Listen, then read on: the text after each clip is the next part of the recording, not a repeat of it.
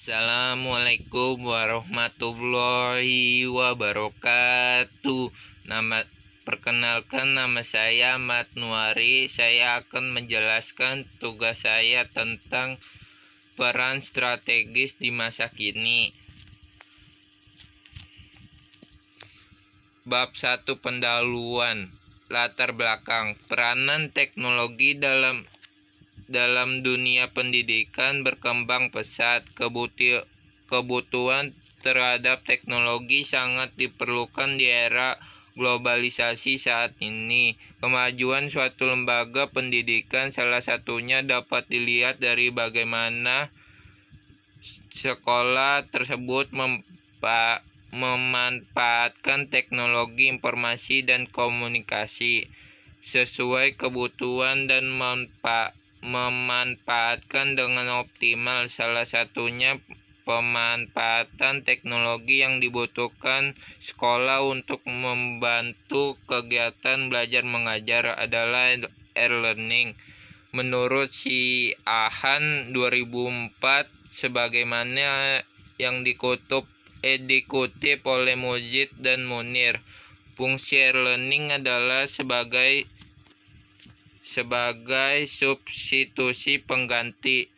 E-learning perlu diterapkan sekolah untuk meningkatkan pembelajaran dan dapat membantu meningkatkan pemahaman siswa pada sekolah yang mempunyai sarana prasarana teknologi informasi yang lengkap.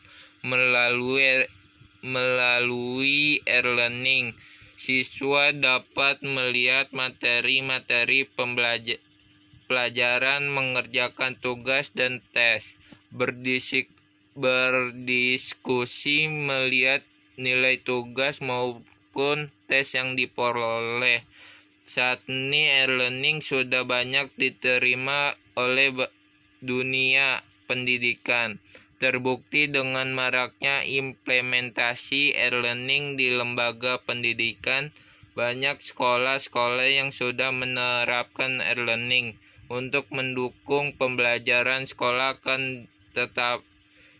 tetapi penerapan e-learning tersebut belum dimanfaatkan secara optimal. Berdasarkan survei e-learning oleh Surhantanto 2009, total jumlah sekolah yang memiliki situs pembelajaran adalah 187 sekolah yang tersebar di 20 provinsi. Dengan dominasi terdapat di Pulau Jawa. 5 provinsi urutan teratas adalah Jawa Tengah, Jawa Barat, Yogyakarta, Jawa Timur, dan DKI. Dari data tersebut, secara umum mutu situs e-learning sekolah di Indonesia masih sangat minim. Kualitas isi situs e-learning sekolah-sekolah tersebut banyak yang tak terpelihara dengan baik. Ada beberapa situs mengalami error dan tak menghubungkan dengan situs bermateri pembelajaran. Sebagian besar situs yang mengalami error adalah yang di-hosting sendiri di suatu tempat, sedangkan situs satu yang relatif baik adalah situs beberapa sekolah yang bekerja sama dengan institusi yang sudah mapan dalam pengelolaan situs e-learning. Di Kabupaten Ponorogo, beberapa SMA telah menerapkan e-learning, salah satunya SMA 1 Ponorogo. Penerapan ini didukung oleh sarana prasarana yang baik dalam bidang teknologi informasi komunikasi, sehingga komunikasi ini sangat mendukung penerapan e-learning. Sebagai dasar hukum kebijakan untuk melaksanakan e-learning di SMA 1 Ponorogo adalah Rencana Strategis Kemendiknas tahun 2010. Istilah e-learning dalam Renstra Kemendiknas disebut dengan pembelajaran Renstra tersebut membuat rencana implementasi pembelajaran di sekolah dan perguruan tinggi serta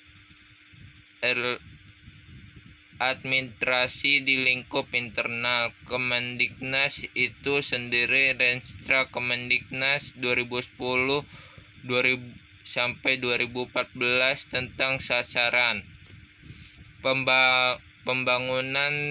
Pembangunan pendidikan 2010 menjelaskan bahwa pengembangan TIK untuk pendayagunaan pembelajaran target jumlah satuan pendidikan yang memanfaatkan pembelajaran berbasis multimedia dan web adalah sebagai berikut. Kondisi awal 8,205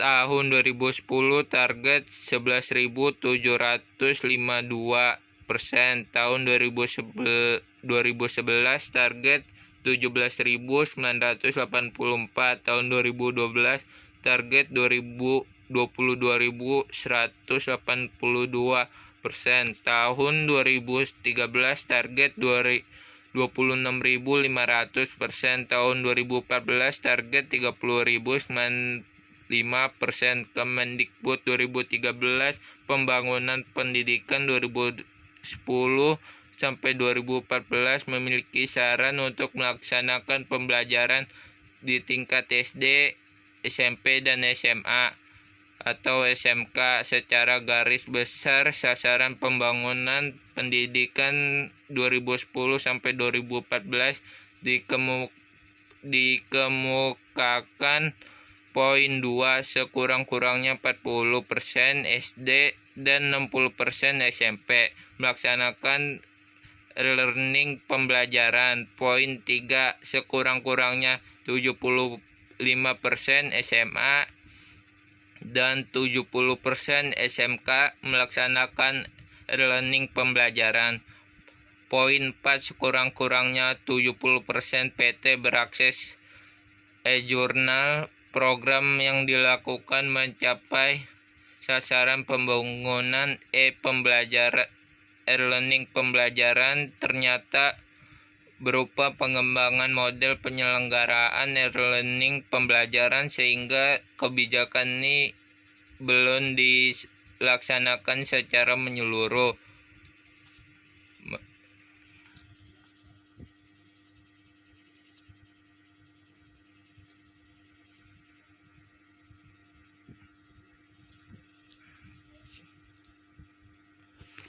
Untuk mengatasi permasalahan tersebut, saat ini telah banyak LMS baik yang komersial ataupun yang bersifat open source. Wahono 2008 menyatakan e-learning management system LMS platform adalah yang mengotomasi dan mengvirtualisasi proses mengajar secara elektronik. Berdasarkan wawancara dan observasi pendahuluan oleh penulis di SMA 1 Ponorogo, e-learning sudah diterapkan di sekolah dengan nama situs www.smazzapogenomio.com. Kurang materi pelajaran yang diberikan pada situs e-learning menyebabkan pemanfaatan e-learning oleh siswa belum optimal. Sesuainya pandangan siswa terkait e-learning, banyak siswa beranggapan e-learning tidak sesuai dengan gaya belajar mereka, dan ada berpendapat menggunakan e-learning tidak cocok dengan cara mereka belajar. Pelatihan yang diberikan pemanfaatan e-learning sangat kurang, sehingga siswa dan guru masih kesulitan menggunakan e-learning. Jadi secara garis besar e-learning di SMA Negeri 1 Ponorogo masih belum dikatakan berhasil. Faktor penyebab tidak berjalannya e-learning di SMA 1 Ponorogo berdasarkan observasi dan wawancara. Perlu dilakukan pengujian bagaimana tingkat penerimaan pemakai e-learning di SMA 1 e-learning secara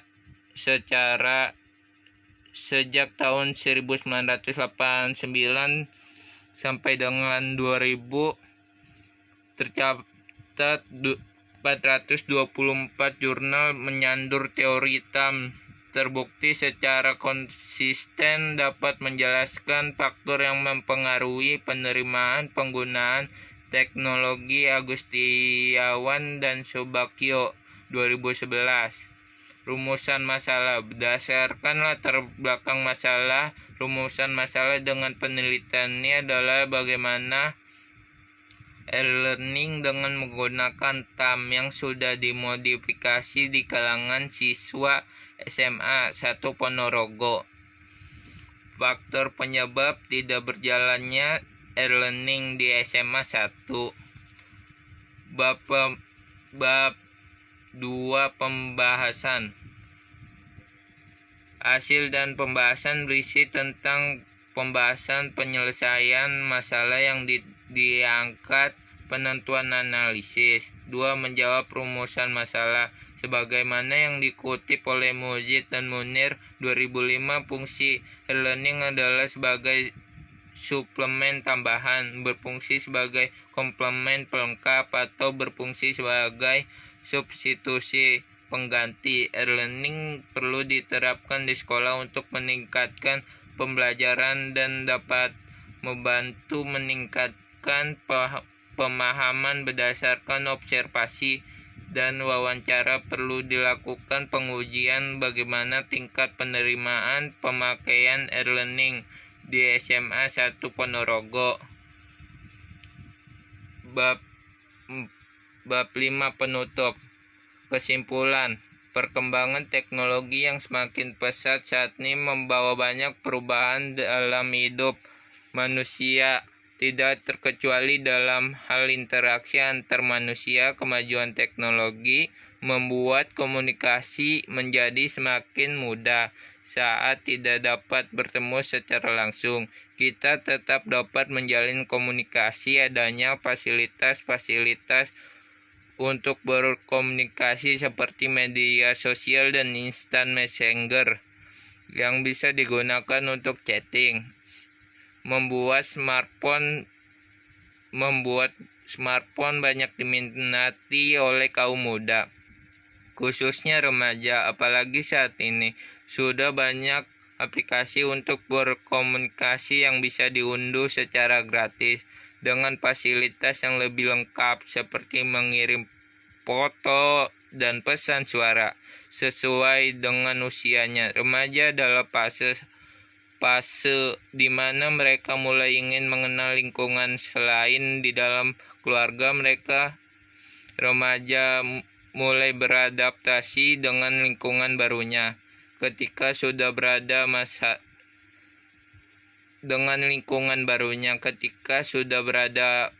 di masyarakat dengan lingkungan teman sebaya, mereka lebih banyak berinteraksi. Kemajuan teknologi membuat cara berkomunikasi antar manusia menjadi menarik. Beragam smartphone dan kelengkapan fasilitas komunikasi maupun hiburan para remaja di Kabupaten Sleman ini ingin memilikinya. Selain untuk berkomunikasi, smartphone juga digunakan untuk mencari, khusus untuk kepentingan pendidikan. Mereka ingin tetap berkomunikasi dengan teman-teman, terutama karena media sosial dan instant messenger yang menjadi sarana berkomunikasi mereka menjadi alasan utama mengapa para remaja ini memiliki smartphone. Kesimpulan. Memuat kesimpulan dari hasil penelitian dan sasaran yang perlu perhatikan berdasar keterbatasan yang ditemukan dan asumsi yang dibuat. saran selama melakukan penelitian dan juga rekomendasi yang dibuat untuk pengembangan penelitian selanjutnya. Daftar Pustaka Adin A 1997, Desain Teknologi Gaya Hidup Perangkat Elektronik Simbol Status Sosial dalam Ibrahim Edge Lifestyle Tesi Kebudayaan Pop dalam Masyarakat Komoditas Indonesia Yogyakarta, Jala Sutra 151 sampai 159, Ali M dan Aksrori M 2006, Psikologi Remaja Perkembangan Peserta Didik, Jakarta, Bumi Aksara Asturi A 2012, Marpol, dan Solidaritas Sosial Studi tentang penggunaan smartphone di kalangan remaja SMA Negeri 6 Yogyakarta, skripsi S1 diterbitkan Universitas Gadjah Mada, Berindra S 2014. Dari lebih kurangnya saya minta maaf dari presentasi ini.